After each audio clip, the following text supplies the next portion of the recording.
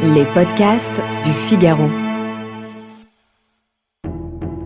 C'était le 10 mai 1974. Ce jour-là, les cinémas sont vides, les restaurants déserts. 25 millions de Français regardent à la télévision le premier débat de l'entre-deux-tours d'une élection présidentielle. Valéry Giscard d'Estaing et François Mitterrand, au coude à coude dans les sondages, s'affrontent dans un duel décisif.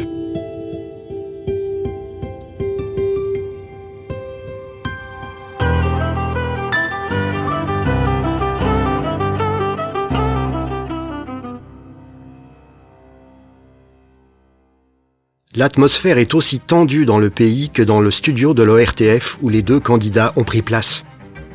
Georges Pompidou, président de la République, est mort 5 semaines plus tôt. Son décès a plongé les Français dans la stupeur et l'inquiétude. Une élection présidentielle anticipée a été organisée. Au premier tour, le 5 mai 1974, Mitterrand, candidat unique de la gauche, est arrivé en tête avec 43,2% des voix. Il a devancé de plus de 10 points Giscard, qui a recueilli 32,6% des suffrages. Jacques Chaban-Delmas, le candidat gaulliste, avec ses 15,1% des voix, n'a pu accéder en finale. Chaque camp resserre les rangs pour le choc frontal du deuxième tour.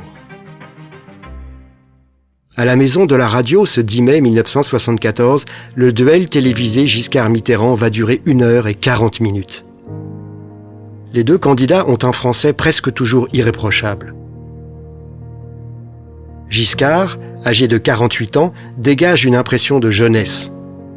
Il est toujours ministre des Finances pendant la campagne. Et il déploie ses compétences économiques qui en imposent. Admirateur de Kennedy, Giscard maîtrise les contraintes de la télévision. Il veut séduire les indécis avec un langage et un style.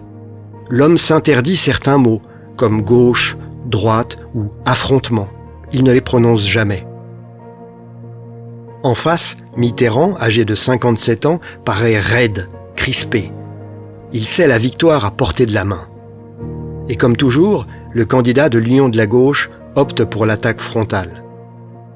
Le point faible de Giscard, c'est son origine sociale, très aisée. Mitterrand choisit cette cible et ouvre le feu. Il veut tourner en ridicule le slogan de Giscard, qui était « le changement sans le risque ». « Voyez-vous, susurre Mitterrand, le changement sans risque dont vous avez parlé, il est sans risque naturellement pour des gens comme vous. Mais pensez maintenant, qu'appelez-vous, monsieur Mitterrand, des gens comme vous ?» l'interrompt Giscard, pas du tout surpris et très détendu face à cette attaque. Mitterrand reprend d'une voix douce, c'est-à-dire à des gens qui appartiennent à une certaine caste sociale, qui n'ont pas, en effet, à se trouver affrontés, comme le sont la plupart des hommes et des femmes qui ont voté pour moi, à des problèmes, et Giscard le coupe de nouveau. « Mais monsieur Mitterrand, vous n'avez pas le droit de dire des choses pareilles. Je représente des électeurs qui sont aussi modestes que les vôtres, et qui m'ont apporté leur confiance dans les mêmes conditions. Nous avons chacun le droit de représenter la France qui travaille. » Le débat reprend, incertain, et Mitterrand tente un nouvel assaut sur le même sujet. Il déclare « C'est aussi une affaire de cœur.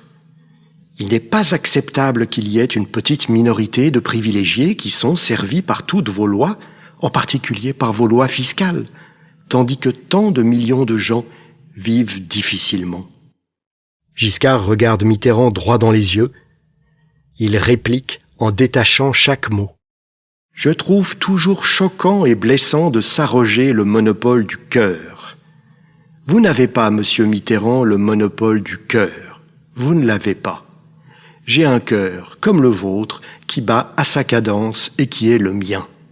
Vous n'avez pas le monopole du cœur. Et ne parlez pas aux Français de cette façon si blessante pour les autres. » La réplique frappe les esprits. Elle devient célèbre. Des indécis basculent. Au deuxième tour, le 19 mai 1974, la participation atteint 87,3% des inscrits. C'est le record de toutes les élections présidentielles de la Ve République.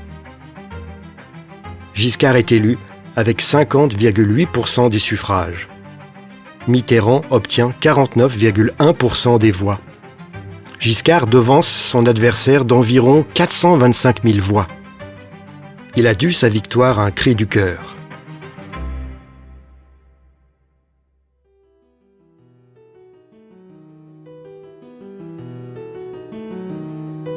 Merci d'avoir écouté ce podcast. Je suis Guillaume Perrault, rédacteur en chef au Figaro. Vous pouvez retrouver ce podcast sur lefigaro.fr et sur toutes les plateformes d'écoute. À bientôt.